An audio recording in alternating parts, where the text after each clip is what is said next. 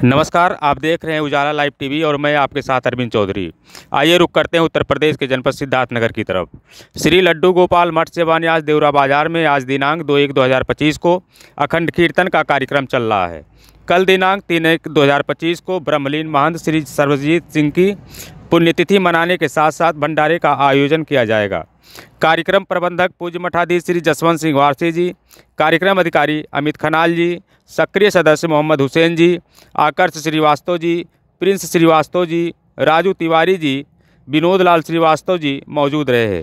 उजाला live TV से मंडल प्रभारी हरि प्रसाद चौधरी की रिपोर्ट। राम राम राम हरे हरे, हरे कृष्ण कृष्ण कृष्ण हरे हरे, हरे राम राम राम हरे हरे, हरे कृष्ण कृष्ण कृष्ण हरे हरे, हरे राम राम राम हरे हरे, हरे कृष्ण